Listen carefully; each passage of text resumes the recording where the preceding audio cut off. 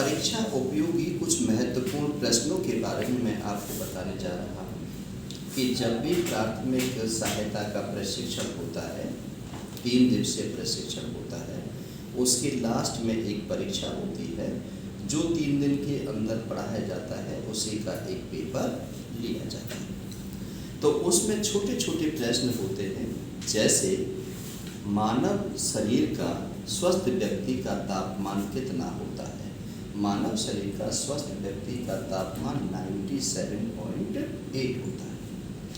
यह तापमान कहाँ से लिया जाता है? बाई माउथ, बगल से और गोदा से, 3 जगह से लिया जाता है।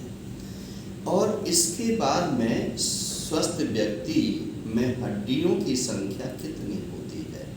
तो जो व्यक्ति है, बड़ा व्यक्ति है, उसमें 206 होती है और जो बच्चा है उसमें 212 होती है। प्रति मिनट स्वस्थ व्यक्ति कितनी बार सांस लेता है? तो प्रति मिनट स्वस्थ व्यक्ति 18 से 20 बार सांस लेता है। कई बार जब वो तेज चल कर के आता है तो सांस की गति बढ़ जाती है और कई बार वो मौत बुढ़ापे में चला जाता है, जब रोना पीटना होता है तो वहाँ श्वास की गति धीमी बढ़ जाती है।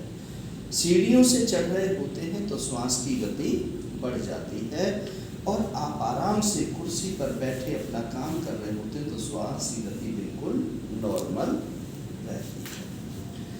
पल्स रेट प्रति मिनट कितना होता है?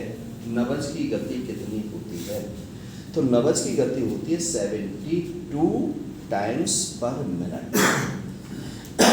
हृदय 1 मिनट में कितनी बार धड़कता है? या हृदय की गति कितनी होती है? तो 1 मिनट में हृदय जो धड़कता है वो 72 टाइम्स होती है। WBC RBC की फुल फॉर्म क्या है? WBC white blood cells, RBC red blood cells. मोच जब पैर में आ जाती है तो उसका हमें क्या इलाज करना चाहिए? क्या प्राथमिक सहायता करनी चाहिए? आरामदायक स्थिति में लिटा लेना चाहिए, पैरों को थोड़ा सा ऊंचा कर देना चाहिए, किसी भी कॉटन के कपड़े से उस भाग पर लपेट देना चाहिए और बर्फ से उसकी सिकाई कर देनी चाहिए। ऐसी स्थिति के अंदर जहाँ पर व्यक्ति को सांस ना आ रहा हो, सांस लेने में दिक्कत हो, तो वहाँ पर हमें क्या करना चाहिए? जब व्यक्ति को सांस नहीं आ रहा है तो उस समय हमें CPR देना चाहिए। CPR की फुल फॉर्म क्या होती है? कार्डियोपल्मोनरी रेसिसिटेशन, दिल को पुनर्जीवित कर देना। CPR 1 मिनट में कितनी बार दिया जाता है? CPR 1 मिनट में 30 बार दिया जाता है, जब 2 बार माउथ टू माउथ देते हैं। यदि आप मुंह से मुंह के द्वारा सांस नहीं दे रहे हो तो 1 मिनट में 120 बार CPR दिया जाता है। CPR कहाँ देना चाहिए? CPR जमीन पर लिटा करके हार्ड सरफेस पर देना चाहिए। CPR कब तक देना चाहिए?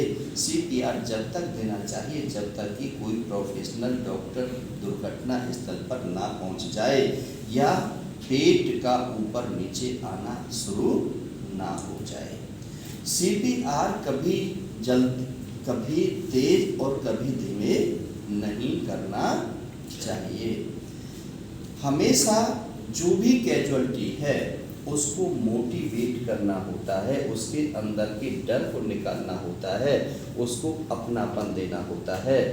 रोगी के साथ में सम्मान सूचक शब्दों का हमें प्रयोग करना चाहिए। बहन जी, भाई साहब, चाची जी, दादी जी, दादाजी, बाबूजी, इस प्रकार की सम्मान सूचक शब्दों का जब प्रयोग करते हैं तो उसके अंदर के डर निकल जाते हैं। सुनहरे नियम क्या है? गोल्डन रूल क्या है? फर्स्ट एड के गोल्डन रूल क्या है? फर्स्ट एड का गोल्डन रूल है कि जब भी कहीं घटना दुर्घटना हो जाती है तो रोगी के समय को हम बर्बाद नहीं करें, जितना हम जानते हैं उससे कम करने की कोशिश करें, मौत की डिक्लेरेशन ना करें, उसकी चीज़ों को हम अपने काबू में ना करें, उसकी बेहोश है तो उंगली में से हम जो है अंगूठी को ना निकालें, उसकी जेब में से पर्स को ना निकालें। ऐसा हमें कभी नहीं करना चाहिए, मानसिकता हमारी ऐसी नहीं होनी चाहिए। जितना जानते हैं उतना ही उससे कम करने की कोशिश करनी चाहिए। हमें डॉक्टर नहीं बनना चाहिए। समय और स्थिति के अनुसार को, समय को देखते हुए, स्थिति को देखते हुए आग लग गई है तो फायर ब्रिगेड को हमें बुलाना चाहिए। और यदि लग रहा है कि ये लोग इकट्ठे हो गए हैं, गाड़ियों को तोड़ना शुरू कर रहे हैं, तो पुलिस को बुलाना चाहिए। यदि हमें वहाँ पर लग रहा है कि उसके पैर के ऊपर से रन ओवर हो गया है, तो ऐसी स्थिति में हमें एम्बुलेंस को कॉल करना चाहिए। अपने साथ में जितने भी लोग हैं उनको हमें ग्रुप में बुला करके किसी को फ़ोन करने की हम ड्यूटी दें, किसी को फर्स्ट एड बॉक्स लाने की ड्यूटी दें, किसी को स्ट्रेचर लाने की ड्यूटी दें, किसी को बैरिकेड करने की ड्यूटी दें, भीड़ को हटा दें, भीड़ को तितर-बितर कर दें, भीड़ को वहाँ पर खड़े न रहने दें। सेफ्टी रूल्स क्या कहते हैं? यदि कहीं एक्सीडेंट और इंसिडेंट हो जाता है तो वहाँ पर सेफ्टी रूल्स है कि अपनी बचाव करते हुए, अपनी सुरक्षा करते हुए दूसरे लोगों की भी सुरक्षा करना। जैसे कोविड काल चल रहा है, कोरोना काल चल रहा है, कि बाय द वे हम वहाँ पर फर्स्ट एड करने के लिए गए और हो सकता है कि वहाँ से कोरोना का संक्रमण हम ले आए, तो इसलिए कोरोना का बचाव करना चाहिए। मास्क लगा करके रखना चाहिए, हाथों को सैनिटाइज करना चाहिए, हाथों में ग्लोव्स पहनने चाहिए और हो सके तो सामाजिक दूरी को भी बनाए रखना चाहिए। सेफ्टी रूल्स में आता है कि मान के चलो कि उसका खून बह रहा है और कहीं से आपका भी खून निकल रहा है, दोनों यदि खून मिल जाते हैं तो एड्स की भयंकर बीमारी हो जाती है। एड्स यदि लगता है तो ब्लड के कॉन्टैक्ट से लगता है। इसलिए ये ध्यान रखिए कि जब माउथ टू माउथ, मुंह से मुंह के द्वारा सांस लेते हैं तो कोई भी कपड़ा रख ले या कोई भी कागज़ रख ले, ताकि मुंह से मुंह पर रखने के बाद में उसका इन्फेक्शन हमारे पास तक ना आ सके। पागल कुत्ता यदि काट लेता है तो क्या करना चाहिए? पानी से हमें धो देना चाहिए और उसके यदि उसमें से खून निकल रहा है तो पैड दे देना चाहिए, उस पर पट्टी बांध देना चाहिए। सर्प ने यदि काट लिया है तो ऐसी स्थिति में क्या करना चाहिए? पुरानी विधियों को सबको भूल जाना चाहिए कि उस पर कट मारना है या उस पर टूर्निकेट लगाना है। WHO की गाइडलाइन के आधार पर ये सब कुछ नहीं करना है, बल्कि उसको पानी से साफ कर देना है, उसके अंदर की डर को निकाल देना है, हौसला देना है, नींद नहीं आने देनी है और बातों में लगाना है। और यदि सांप के काटने पर खून ज़्यादा निकल रहा है तो पैडिंग देकर पट्टी कर देनी है और अति शीघ्र डॉक्टर के पास में ले जाना है। यदि आपको कुछ भी समझ में नहीं आता है कि जो कई बार हम लोग खुद घबरा जाते हैं जब खून को देखते हैं, खून निकल रहा होता है, तो ऐसी स्थिति के अंदर यदि मैं खुद घबरा रहा हूँ और हो सकता है कि मैं गिर जाऊँ, मुझे चक्कर आ जाए, तो ऐसी स्थिति में हमें हिम्मत नहीं हारनी चाहिए बल्कि हौसला देना चाहिए। यदि किसी को उल्टी और दस्त हो रहे हैं, वोमिटिंग हो रही है, तो उसमें हमें ORS का घोल देना है, 1 गिलास पानी लेना है, उसमें 1 चुटकी नमक डालना है, 1 चम्मच चीनी देनी है और उसको जब तक पिलाते रहना जब तक कि उसे आप हॉस्पिटल नहीं लेकर के जाते हो। बहुत तेज सिर में दर्द हो रहा है, बहुत तेज बुखार चढ़ रहा है, तो ऐसी स्थिति में हमें क्या करना चाहिए? यदि बहुत तेज बुखार हो रहा है तो सिर पर हमें ठंडे पानी की पट्टी रखनी चाहिए। ठंडा पानी नहीं है तो पानी की पट्टी रख सकते हैं, हौसला दे सकते हैं और उसका हम इलाज कर सकते हैं। लेकिन इलाज हमें घर पे नहीं करना। इलाज यदि आप कर सकते हैं तो डॉक्टर से कंसल्ट जरूर करें, डॉक्टर को फ़ोन जरूर करें, जो भी आपका यारा प्यारा है उसको सिचुएशन के बारे में जरूर बताएं। पॉइजन यदि कोई ले लेता है या जहर किसी ने पी लिया, फनेल पी ली, तेजाब पी लिया, कोई और चीज़ पी ली, तो तेजाब यदि पी लेता है कोई, तो क्या होता है कि उसमें होंठ जल जाते हैं, जीभ जल जाती है, ट्रैके जल जाता है। ऐसी तेजाब की स्थिति में उल्टी नहीं करानी चाहिए। कोई उल्टी सीधी दवाई ले लेता है तो उसमें उल्टी करा सकते हैं, कोई अल्कोहल ले लेता है तो उसमें हम उल्टी करा सकते हैं बचाने के लिए, लेकिन तेजाब की स्थिति में हमें उल्टी नहीं करानी चाहिए।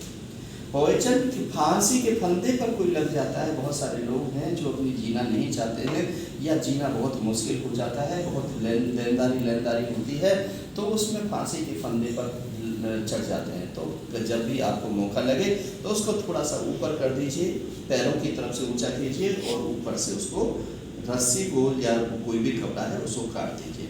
काटने के बाद गले में से रस्सी को हटाइए, पुलिस को इन्फॉर्म कर दीजिए क्योंकि पुलिस केस है, वो फांसी सुसाइड का केस है।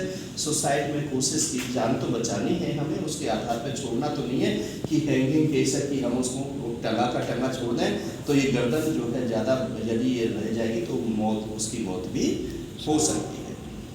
बहुत सारी केसेज यदि आ जाती हैं तो उस गैसों से बचने के लिए यदि मान के चलो कि यहाँ पर इस फैक्ट्री में आग लग गई है, आग लगने के बाद हम यहाँ पर इस कमरे में हैं, हमें अपना बचाव करना है, तो बचाव करने के लिए सबसे पहले कि कोई भी कम रुमाल लें, गीला रुमाल करें और उसको मुँह से लपेट लें। और ये जो है दरवाजे, इनमें जो इसमें से धुआं निकलने वाला है, इसमें उस कपड़े को ठूंस दें। हम जो फर्श की स्थिति में है तो जूते पहने लेने चाहिए, क्योंकि जब आग लगेगी तो ये फर्श गर्म होगा, पिघलेगा और इसमें से आग निकलेगी तो हमारी जान को खतरा हो सकता है। इसलिए हम ये जो मेज है, इस मेज पर खड़े हो जाएं या इस मेज पर बैठ जाएं, क्योंकि ये फटेगा तो ये फटेगा, गर्म होगा तो ये होगा, अंतिम देर में कोई ना कोई बचाने के लिए आ जाएगा। तो आग की स्थिति में हमने कैसे अपने आप को बचाना है, जहर की स्थिति में हमने कैसे बचाना है, और बहुत सारी इसमें चीज़ें हैं जो कि पूछी जाती है कि जैसे हड्डी टूट है, हड्डी टूट की क्या पहचान है। तो हड्डी टूट में अक्सर आप देखते हैं कि वह भाग निर्जीव हो जाता है, उस भाग को छूने पर बहुत तेज दर्द होता है, उस भाग से कोई काम नहीं होता है। हड्डी टूट का इलाज क्या होता है, हड्डी टूट में पट्टी और फट्टी का प्रयोग किया जाता है। उस भाग को मूवमेंट को रोक दीजिए, यदि यहाँ से हड्डी टूटी है तो एक जोड़ ऊपर एक जोड़ नीचे एक पट्टी लगा दीजिए और उसको बांध दीजिए और यहाँ पर टाई अप कर दीजिए, वो उसकी मूवमेंट रुक जाएगी। तो दूसरा है कि यदि बेहोश कोई हो गया है, बेहोशी में कैसे करेंगे।